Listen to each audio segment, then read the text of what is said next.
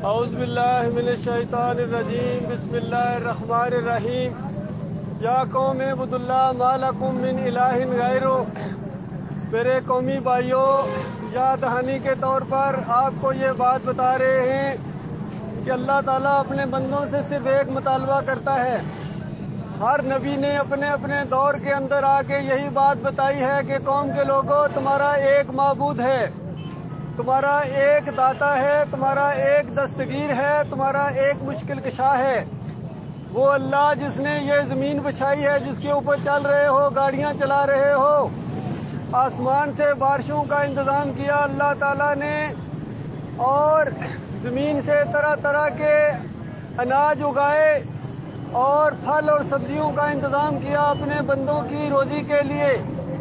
اور اللہ نے صرف ایک مطالبہ کیا ہے آپ سے، ہم سب سے، فَلَا تَجْعَلُوا لِلَّهِ أَنْدَادًا وَأَنْتُمْ تَعْلَمُونَ، کہ دیکھنا اللہ کے ساتھ شرک نہ کرنا، اور تم جانتے ہو کہ اللہ کے علاوہ کوئی معبود نہیں ہے۔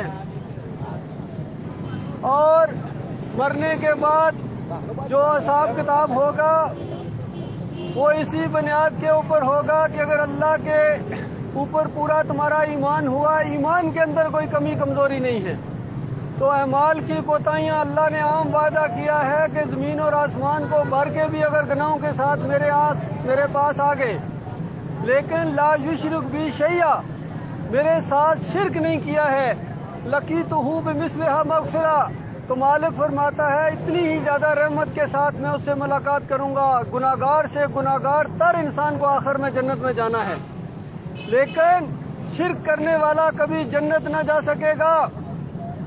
اللہ تعالیٰ نے انبیاء کا ذکر کیا اور کہا کہ دیکھو یہ میرے انبیاء ہیں، یہ کتنے زیادہ عمل کرنے والے تھے، شاباش دی اللہ تعالیٰ نے ان کو، اور پھر کہا وَلَوْ أَشْرَكُوا لَحَبِطَ عَنْهُمْ مَا كَانُوا يَعْمَلُونَ، اگر یہ بھی شرک کرتے تو میں ان انبیاء کا بھی نام مال برباد کر دیتا۔ شرک ایسی بری چیز ہے اللہ کے بندو، اللہ فرماتا ہے شتمنی ابن آدم، یہ آدم کا بچہ گالی دیتا ہے۔ جب شرک کرتا ہے تو اللہ اپنے مالک اور خالق کو گالی دیتا ہے۔ اللہ کے بندو، سوچنے کی بات ہے کہ یہ شرک کیا چیز ہے، اسے بچا جائے، یہ ہمیشہ کی آگ کے اندر اتار دے گا آپ کو۔ نمازوں کے باوجود، تہجد گزاریوں کے باوجود، روزے رکھنے کے باوجود، حج اور عمرہ کرنے کے باوجود ہمیشہ کی آگ کے اندر یہ اتار دے گا یہ شرک۔ اللہ کے بندو، اس سے توبہ کرو، معافی مانگو۔ اللہ کے ساتھ کوئی شریک نہیں ہے، اللہ کے علاوہ کوئی داتا، کوئی دستگیر نہیں ہے، اللہ کے علاوہ کوئی مشکل کشا اور حاجت روا نہیں ہے، اللہ کے علاوہ کوئی مدد نہیں کر سکتا۔ اور میرے بھائیوں، کوئی اور ایسا نہیں ہے جس کے سامنے جا کر رکوع کرو، سجدے کرو اور ماتھے رگڑو۔ یہ بہت بڑی شرک کے اندر آج ہمارے بھائی مبتلا ہو گئے ہیں۔ جس طرح بتوں کے سامنے ہندو جھکتے ہیں، ان سے مرادیں مانگتے ہیں، بالکل اسی طرح یہ مسلمان اپنی درگاہوں کے سامنے اور مزاروں کے سامنے وہی کچھ کرتے ہیں، بلکہ اس سے زیادہ کرتے ہیں، یقین کیجئے۔ یہ شرک ہے اللہ کے بندوں، اور یہ کہتے ہیں کہ یہاں دعائیں زیادہ قبول ہوتی ہیں، لا شفاء عند اللہ، یہ ہمارے اللہ کے یہاں سفارشی ہیں۔ اللہ کے بندو، یہی شرک تھا، مشرکین مکہ تھا۔ اسی شرک کے خلاف نبی صلی اللہ علیہ وآلہ وسلم لڑتے رہے ہیں۔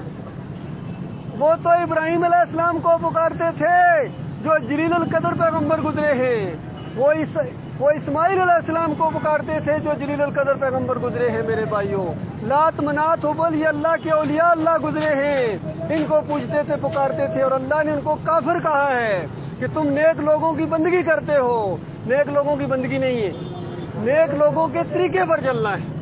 وہ اللہ کو پکارنے والے ہو، تم بھی اللہ کو پکارو، تمہارا بھی اسی طرح رب ہے جس طرح وہ نیک بنا ہی اسی وجہ سے تھا کہ اللہ کو پکارتا تھا۔ اگر اللہ کو نہ پکارتا وہ نیک کہاں ہوتا؟ اللہ کے بندو، اتنی سادہ سی بات ہے، کوئی ووٹ اور نوٹ کی اپیل نہیں ہے میرے پیارے بھائیوں، آپ سے چندہ نہیں مانگنا ہے، یہ کتابیں دے رہے ہیں، کوئی قیمت نہیں ان کی، یقین کیجئے۔